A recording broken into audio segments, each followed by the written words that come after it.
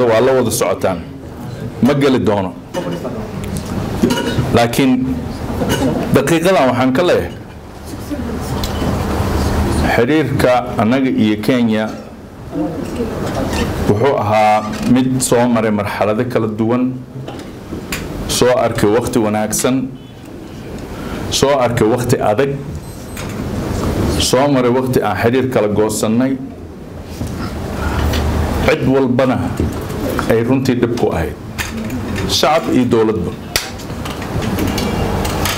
waxaan soo galnay wada dheer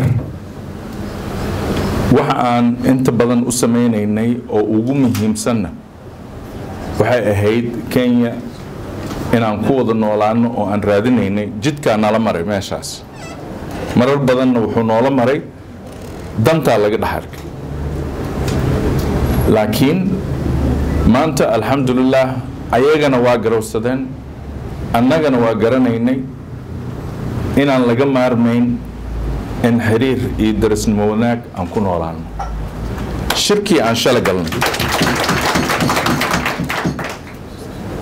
aan shalay galnay shir wuxuu ahaa aad u heer sareeya qaabilaadii ugu wanaagsanayd lagu qaabilay ra'iisul wasaaraha iyo wafdigiisa looga hadlay arrimihii ugu muhiimsanaa lagu go'aansaday in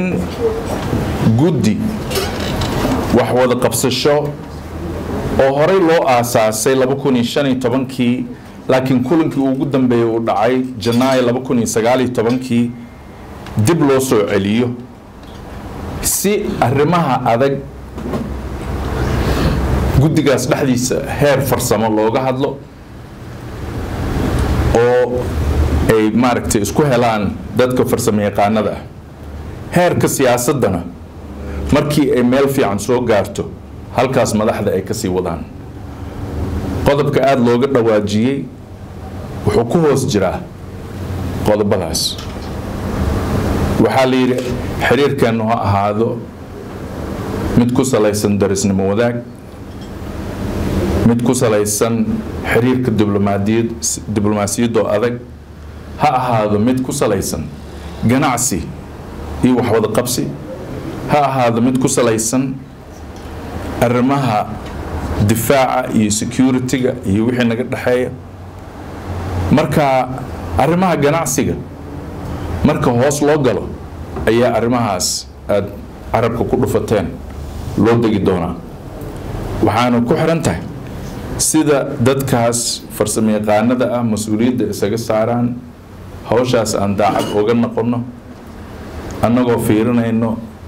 danta dadka iyo dalka hadalkayga intaasaan ku koobayaa